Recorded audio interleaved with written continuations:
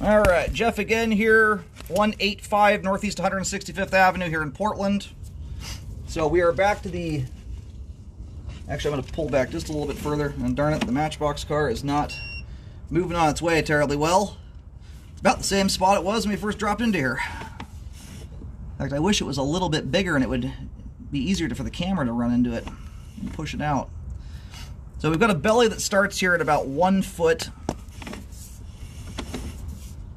and extends out here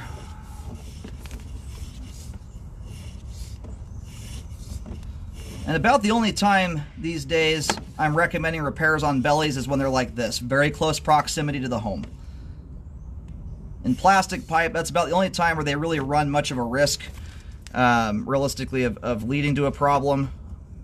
Because if you do get a blockage here, it's immediately outside the house, and you have very little leeway for head pressure to build up and bust things loose that way.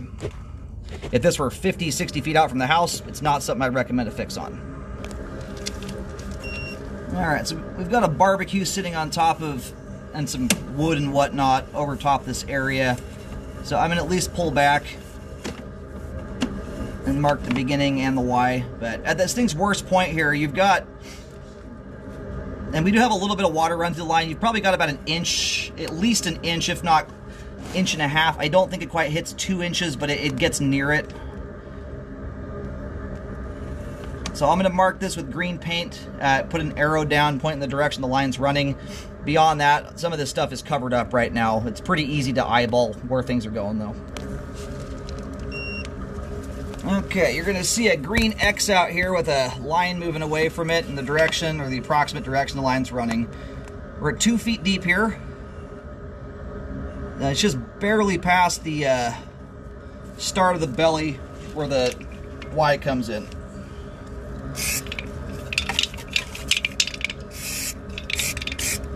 So you'll see an arrow with a Y marking going into it. That's where that tie-in is approximately. Could be storm pipe related.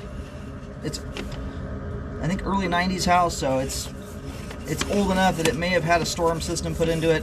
This is stuff I would ask the seller if they can verify as to what it is. I don't know if this was here from inception or if some of that happened after the fact.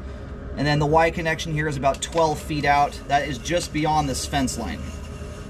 So everything beyond that point flows very nicely. No issues there. I do recommend correcting the belly here from about, just eyeballing from where the clean out's at. It's actually probably closer to about 2 feet away from the clean out, but the foot counter shows it at about 1 foot.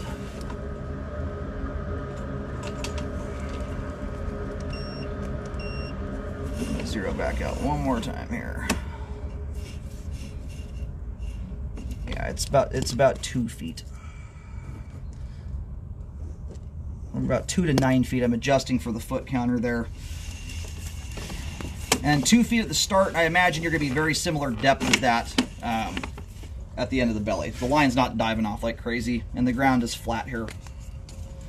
So here's the side of the house. I'm looking right now toward the street. Here's the clean out. Line runs this way at an angle towards the fence line here. You've got this fenced-in easement looking area. X is where the belly begins. Just after that, you can see the Y marking on that arrow. That's where that Y connection comes in, and then it goes through the fence line, and that's where the line Ys onto another pipe there.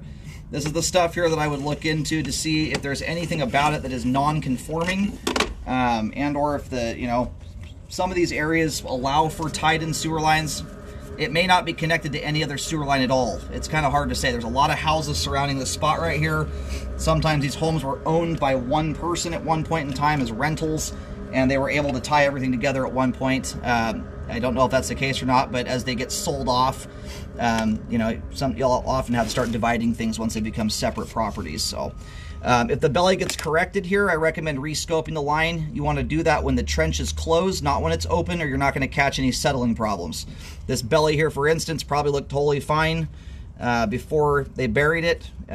Once you put a load on top, that's when you get to see how good the compaction is.